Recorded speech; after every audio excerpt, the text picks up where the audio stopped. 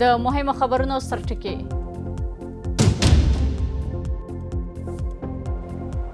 د زمري 28مه د افغانستان د خپلواکۍ 108مه کلیزه. اسلامي امارت د هیواد د خپلواکۍ 108مه کلیزه د هیواد په تاریخ کې د ویاړ ورځ وبلله. حامد کرزي، عبدالله او زلمي خلیزاد هم دا د افغانستان لپاره یوه تاریخي ورځ ګڼلې ده. کوم څه چې دوی غوښتل چې زموږ وطن آزاد او مستقل وي او د هر راز اشغال او هر راز پردی حکمرانی څخه خلاص وي، الحمدلله اوس خلاص دی.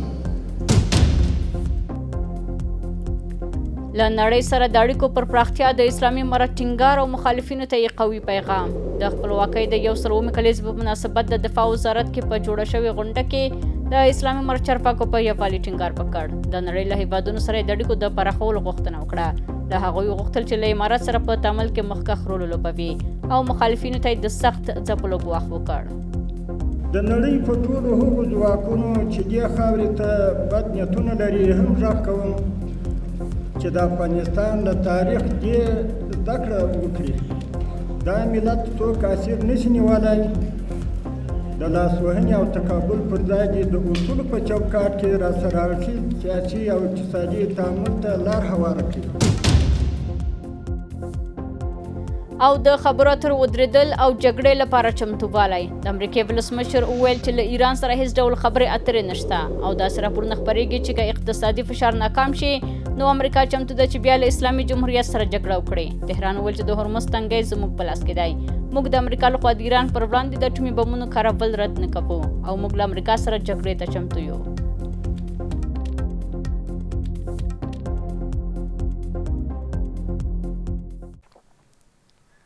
سلامونه، وخت مو بخیر. له یک ټلویزیون د شپې 8 بجو خبرې ټولګې ته ښه راغلاست. نن چهارشنبه د زمري یا اسد 28مه چې د خپلواکۍ بیرته اخیستلو 108مې کلیزې سره برابره ده. اوس هم بشپړ خبرونه. نن د اسد 28مه له بریټانیا د افغانستان د خپلواکۍ د بیرته ترلاسه کولو 108مې کلیزې سره برابره ده. اسلامي امارت دا ورځ په هیواد کې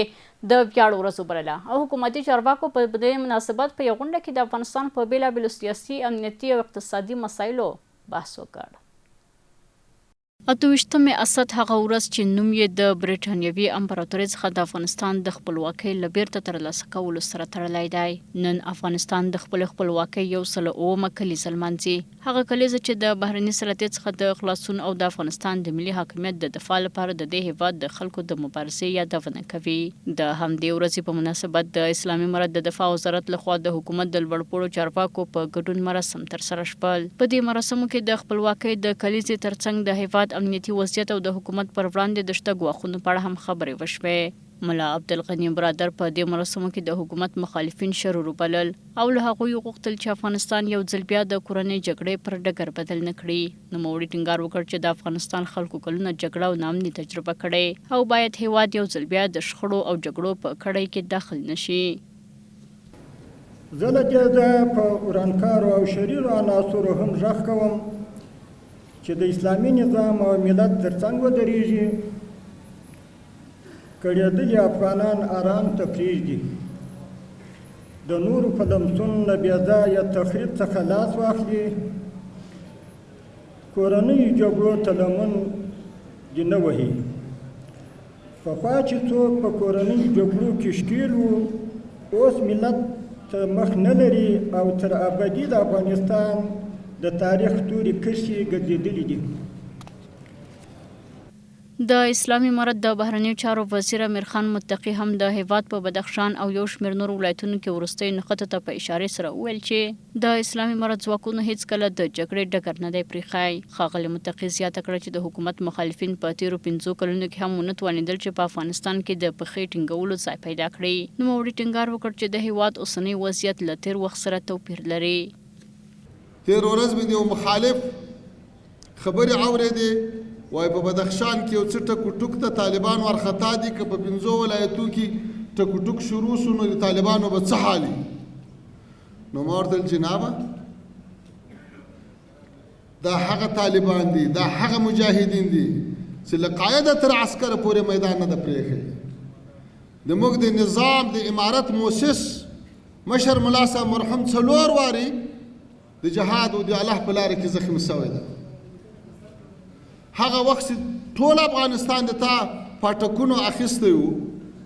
خو بیا هم دې سرسپارلو سر نه راټیټ کړی راپورته سوي دي او له ټول افغانستان یې جارو کړې تر کولابه یې ورسولې بیا چې کله د بهرنیو قوتونو په زور باندې راغلي بیا هم 20 کاله د مجاهدینو میدان نه درته پرېښی په همدې حال کې د اسلامي امارت د کورنیو چارو وزیر خلیفه سراج الدین حقانی د حکومت مخالفینو ته په خطاب کې ویل چې د خپل اقدامات له لارې خپل ژوند او د خلکو ژوند تباه نه کړي د کورنیو چارو وزیر په افغانستان کې د نړۍ د 3 قدرتونو ماتې ته په اشاره سره وویل چې د هیواد اوسنۍ ازادي د بشمیره قربانیو په پایله کې ترلاسه شوې ده امنیت یوازې د وسلو امنیتي ځواکونو په وسیله نه ټینګېږي بلکې اجتماعي عدالت د ولس رضایت د قانون حاکمیت سالمه اداره د ولس نظام ترمنځ باور دوامدار امنیت مهم بنسټونه دي الحمدلله زموږ امنیتي ځواکونه لکه څنګه چې اشغالګرو په شړلو ښه رول درلودو د امنیت په ټینګښت کې هم ښه وړتیا لري په ورته وخت کې د اسلامي امارت د دفاع وزیر محمد یعقوب مجاهد ویل د افغانستان دښمنانو په تیر وخت کې د هیواد د تجزیې هڅې کړې دي خو اسلامي امارت اجازه نه ده ورکړې چې افغانستان وویشل شي ښاغلي مجاهد د خپلو خبرو په یوه بله برخه کې ویل د افغانستان خاوره به د هیڅ هیواد پر ضد به نه کارول شي خو د نوموړي پر وینا ځینې کړۍ هڅه کوي افغانستان نورو هیوادونو ته د یو ګواښ په توګه معرفي کړي کوم څه چې دوی غوښتل چې زموږ وطن آزاد او مستقل وي او د هر راز اشغال او هر راز پردی حکمرانی څخه خلاص وي الحمدلله اوس خلاص دی نه الحمدلله زموږ سیاست د چا تابع دی نه مو الحمدلله دفاعي او امنیتي ځواکونه یا په نظامي برخه کې د چا تابع یو نه مو الحمدلله اقتصاد د چا تابع دی په هره برخه کې کوټلي ګامونه اخیستل کیږي د اسلامي امارت د پوځ لوی درستیز فصیح الدین فطرت د افغانستان د خپلواکۍ 109 کلیزې ته په اشارې سره وویل که د حکومت مخالفین تېروتنه وکړي او یا د هیواد د نظم او امنیت د ګډوډولو لپاره اقدام وکړي د امنیتي ځواکونو له سخت غبرګون سره به مخ شي پیام ما به آنهایی که وطن خانه و کاشانه خود را به دستور بیگانگان ترک کردند حالا از بیرون کشور علیه نظام اسلامی توطئه‌چینی میکنند نظام مقتدر ما را که نصرت الهی همراهش است آنها هیچگاه نمیتوانند که به چالش بکشند هوشیار شوند به هوش بیایند عوض توطئه‌چینی علیه نظام اسلامی بیایند و در پهلوی مردمشان آزاد و با عزت زندگی بکنند د افغانستان پخوانی ولسمشر حامد کرزي په تیر حکومت کې د ملي مصالحې د عالی شورا مشر عبدالله او د افغانستان د سولې لپاره د امریکا پخوانی ځانګړي استازي زلمي خلیلزاد هم دا ورځ د افغانستان لپاره یو تاریخي ورځ بللې ده افغانستان په 1919 میلادي کال کې د پاچا امان الله خان د واکمنۍ پر مهال د افغانستان انګلیس د دریمې جګړې له پای وروسته له برېټانیا خپل خپلواکي ترلاسه کړه د مذاکراتو په پایله کې برېټانیا د افغانستان خپلواکي په رسمیت پیژندله او 28 اسد 1298 لمریز کال چې د 1919 کال د اگست 19 سره سمون خوري د افغانستان د خپلواکۍ د بیرته ترلاسه کولو د ورځې په توګه ثبت شوه پر همدې موضوع د بس په تړاو را سره د سیاسي چارو شنونکی احمد خان اندړ را سره اندړ صاحب تاسو ته راغلاست عمره بشو لومړۍ پوښتنې ته د زمري 28 د افغانستان د تاریخ له نظره څه پیغام لري او د ننني نسل لپاره یې ارزښت څه دی بسم الله الرحمن الرحیم قدرمنې ګلسم باران تاسو ته خپلو لرو بر افغانانو ته سلامونه او نیکې هیلې وړاندې کوم علیکم السلام واقعا چې که موږ تاریخ ته وګورو انګریزي استعمار په اسیا کې ډېر هېوادونه لاندې کړي دوی د مستعمره لاندې وو او په دې کې یو داسې یو کوچنی هېواد لکه افغانستان چې وایي کولای شي په لومړي سر کې له دوی نه خپله ازادي د خپلو زمریانو د خپلو هغو غازیانو شهیدانو په زور واخلي او د 28 د زمري وچې د 19 د اګوست سره سمون خوري دلته کله چې امیر عبدالله خان په لغمان کې وژل کیږي د دریم زوی چې غازی امان الله خان واک په لاس کې اخلي که څه هم د تر نصر الله خان په ننګرهار کې حکومت اعلانوي هو دا چې زوی وکولای شي چې د حکومت قوي شي او په ترجمات کې په عیدګاه جومات کې خلک راټول کړل او دې کې ډېر بهرني استازي مو چې د خپل غږ وکړ چې افغانستان نور آزاد مستقل ده او خپل توره راواخیستله له خپل څنګ نه او جګه کړه ویل چې هر چا که زموږ ځمکنۍ بشپړتیا ته زموږ خلکو ته زموږ ازادۍ ته په بده سترګه کتلي سر به په دې توره پرې کړو دا اشاره د برېټانیا دغه وخت سفیر ته چې سفیر ته سر وکړو چې سمه ده سفیر ویل بالکل وسه امغه چې د امغه لازینه د افغانستان ازادي ډېر هیوادونو ومنله په لومړي سر کې د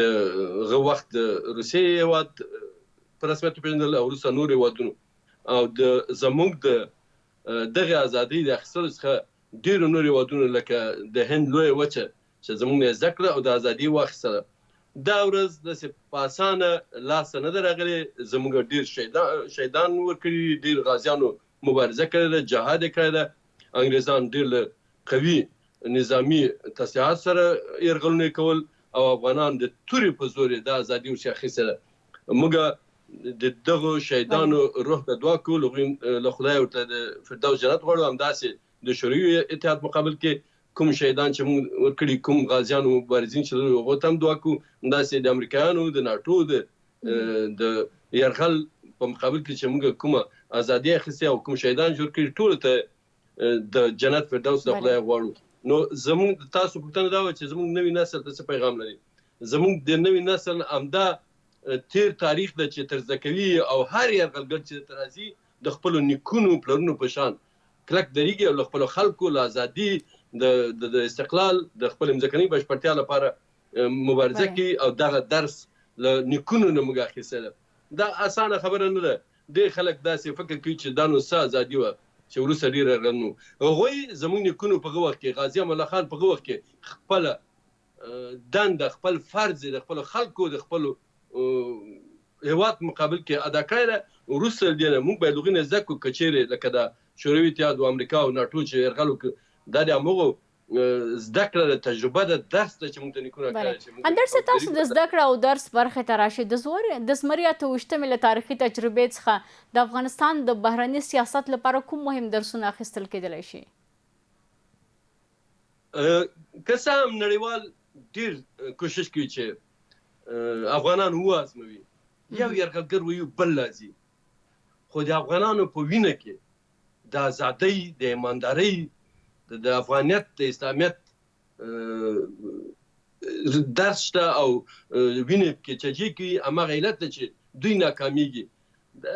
زموږ نوم د که څه موږ ډېر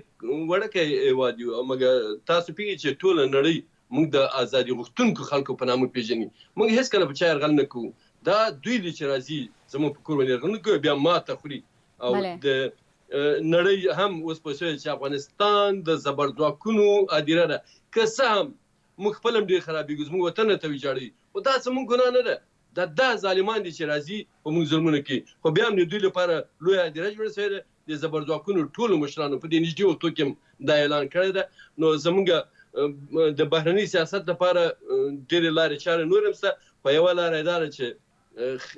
نړیوال پوه شوي دي چې افغانان په جبر په زور موږ ته تسلیمیږي نه دوی سره باید ښې اړیکې وساتو په دې وختو کې په موږ باندې ډېرې سیاسي اقتصادي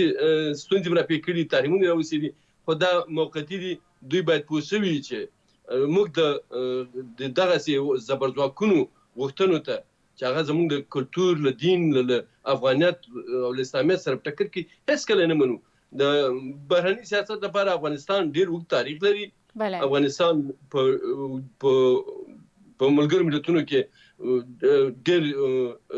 غړیتوب وخت ډېر زیاته وروسته له 1945 کال څخه په 1946 کال کې افغانستان یې غړی شوی ده موږ له ډېرو هېوادونو سره کې اړیکې درلودلې او اوس هم غواړو دا ځینې قوي استخبارات او زموږ ډېر شیطاني ګاونډیان دي چې غواړي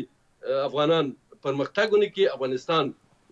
بهرنی سیاست ونه غځېږي دوی هڅې کوي خو موږ وینو چې په همدغه حال کې موږ ته نړیواله اړتیا لري ځکه زموږ هېواد په داسې یو موقعیت کې نه دی چې موږ د نړۍ د یاد څخه وځو بله اندر صاحب که د افغانستان راتلونکي لپاره شو ستاسې په اند تر ټولو مهمه ملي پروژه یا ستراتیژیک هدف باید څه شی وي مننه کوم. ګوري ازادي خو نړۍ ته معلومه شوی، افغانان هم په دې پیږي چې موږ ازادي غوښتونکي خلک یو. ازادي بې له ازادۍ نه موږ نشو کولی چې ځینې پلانونه لرو، ستراتیژیک اوږدمهاله او لنډمهاله پرېکړې وکړو. دا هر څه په ازادي پورې لري. موږ اوس وینو چې زموږ هېواد کې استثمارګر نشته، یرغل نشته، جګړې نشته. اوس نو موږ افغانانو پورې لري چې څنګه موږ وکولی شو چې یو قوي یووالی وکړو. هغه کډوال چې زموږ ډېر کډرونه دي بهر کې، دا راسانه سي. په کور دننه کې ډېر کار پکار ده. زموږ خلک ډېر له جګړو څخه ټکني سوي دي، ډېرې کونډې لرو، ډېر یتیمان لرو، وطن هم ډېر وران ده. اړتیا لري چې یو بل ته لاس ورکړو. یوازې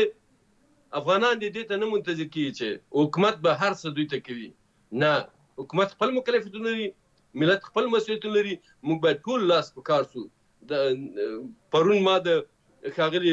ملا عبدالغني برادر خبرې واورېدې چې خصوصي سکتورو ته هم باید وخت ورکړل شي، هغوی هم باید لاس په کار شي. دا یوازې د حکومت دنده نه، دا ډېره ښه خبره وه. دا نور هېوادونه چې جوړ شوي دي داسې فکر نه کوي چې ټول کارونه حکومت کوي. ولس هم باید قوي وحدت وکړي او د خپل وطن د جوړېدو لپاره قوي احساس ولري، مسؤلیت ولري. همداسې د وطن پالنې حس باید قوي شي. داسې فکر نه کوي چې دا وطنونه دا نور هېوادونه جوړ کړي دي، بلکې خپل ولسونه جوړ کړي دي. دا ځینې وطنونه چې جوړ دي اسلامي حکومتونه، که موږ وګورو ترکیه، دا خو خلکو یې هڅې کړي. دلته خو امریکا نه راغلی، دلته خو روس نه راغلی، دلته خو چین نه راغلی. موږ هم باید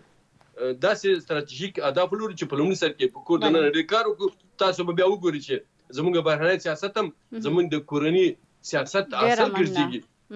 بله، د سیاسي چارو شنونکی احمد خان اندړ صاحب، ستاسو له حضور څخه په خپرونه کې ډېره مننه. کور مو ودان. مننه کوم. کور ودان اغلې ګلسم بارام، له تاسو نه مننه. له تاسو خپل ټول همکاران نه په مننه سره زموږ د شپې 2 بجو خبري ټولګه پر همدې ځای پای ته رسیږي. ښه شپه ولرئ.